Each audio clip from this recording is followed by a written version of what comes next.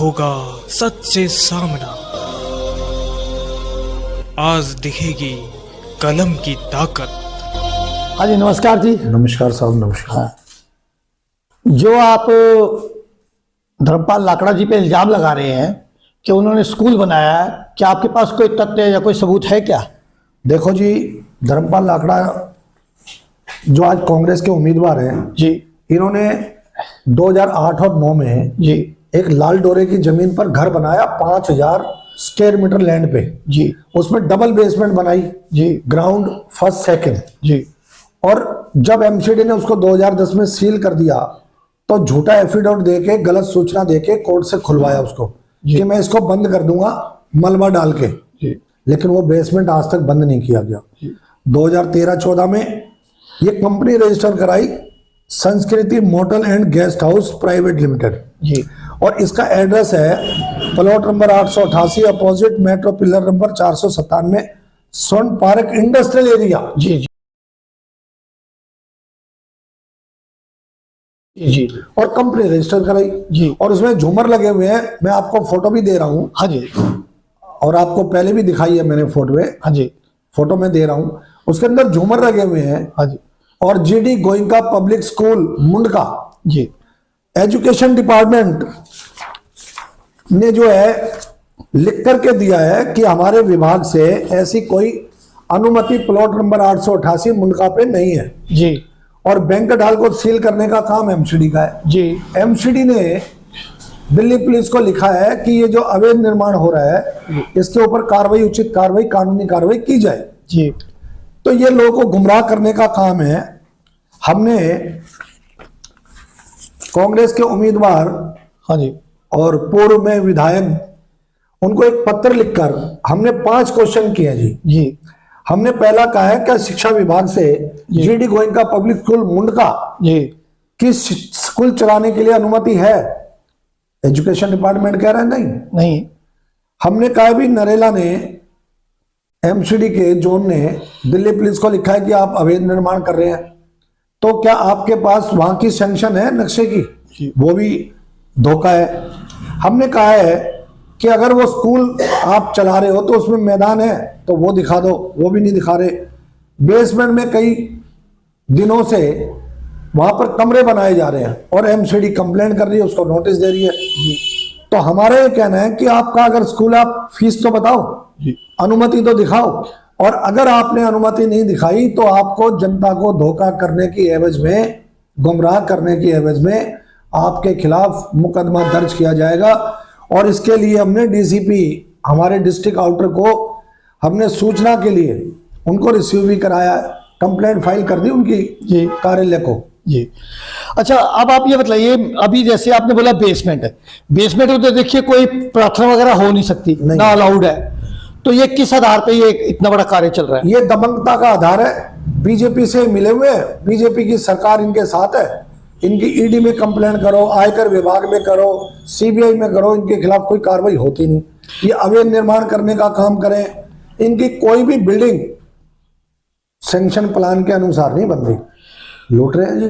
जैसे आप बतला रहे हैं कि अनुमति के बिना इतना कार्य चल रहा है, तो पुलिस प्रशासन और नजफगढ़ जोन, आपका नरेला जोन क्या कर रहा है? ये बीजेपी के दबाव में काम कर रहा है जी, इसके खिलाफ कार्रवाई नहीं कर रहा। आप समय से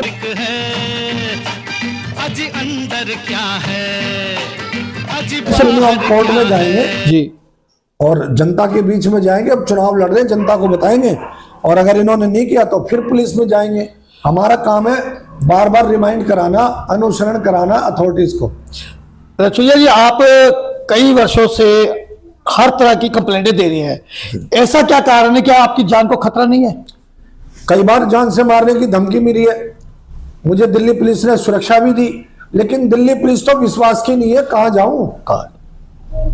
बड़े बड़े अपराधी जो है माफिया बने हुए। यही धर्मपाल लाकड़ा हमारे पड़ोसी इंजीनियर थे, हरि सिंह जी। हाँ जी, उनका 4th क्लास का कर्मचारी था।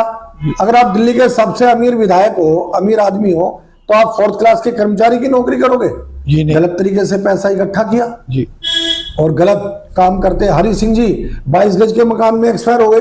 मैं भी 22 गज के मकान में रहता हूँ, 2 बार पार्षद जी जी बने जी हम लोग। हाँ जी। लेकिन हम लड़ रहे हैं, लड़ते रहेंगे। जब ईमानदार सरकार आएगी तो वो चीजें खुलेंगी और बेईमान लोग, माफिया जेल में जाएंगे। तो ये कांग्रेस ने किस आधार पे इनको टिकट दी है? ये तो सब कांग्रेस बताएगी। तो जब उनको पूरी तहकीकात, देखिए हम कहते हैं कि ईमानदारी और स्पष्टता के साथ हम कार्य कर रहे हैं, साफ सुथरी सरकार लाएंगे जी। तो क्या इस प्रकार साफ सुथरी सरकार आएगी? ये तो वही लोग बताएंगे जी। मैं लेकिन लोगों से प्रार्थना करूंगा कि आप जिसको भी वोट दें, आप जांच के परख के उसको वोट दें, अच्छे आदमी को दें, और धर्मपाल जैसों को वोट ना दें। क्योंकि ये पहले भी 5 साल चुनाव में क्या करा इन्होंने?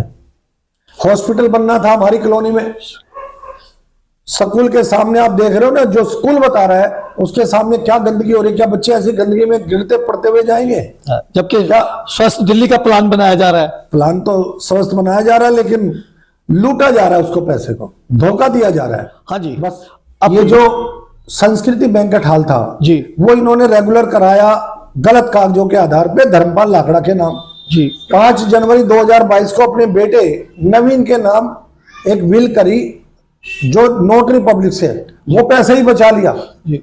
और एमसीडी से बैंकेट हॉल की परमिशन कराई और गलत तरीके से वहां शादी विवाह कराई। जब परिवार जाएगा तो फैक्ट्री एरिया के अंदर प्रदूषण भी जाएगा क्या? जी जी। 500 AQI है वहां पर, लोग मर रहे हैं और गंदगी, और खुद विधायक है आज के टाइम पे।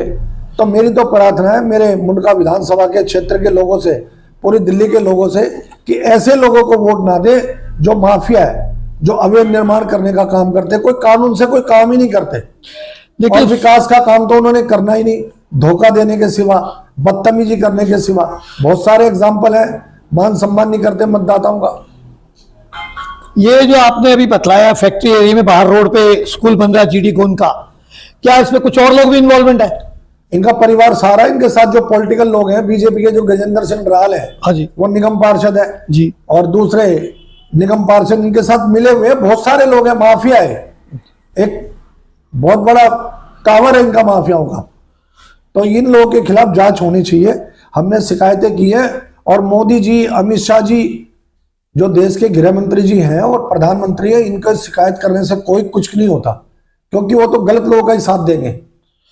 तो आप देश के प्रधानमंत्री पे एलिगेशन लगा रहे हैं, गृह मंत्री पे लगा रहे हैं, तो ये बहुत बड़ी बात है। गृह मंत्री को शिकायत करने से एवरेज में, भाई जब एक गरीब आदमी जाएगा गृह मंत्री जी के कार्यालय में कंप्लेन करने, तो उस पर शिकायत पे एक्शन होना चाहिए कि नहीं? जी होना चाहिए। तो वो नहीं करते तो क्या कहेगा एक गरीब आदमी? गरीब आदमी को धोखा देने का ही काम हो रहा है बस। तो कहीं ना कहीं सरकार की मिलीभगत से सारे कार्य चल रहे हैं। केवल सरकार की मिलीभगत से सरकार मोटा पैसा ले रही है जी, और गरीबों को धोखा दे रही है। मेरा तो ये आरोप है।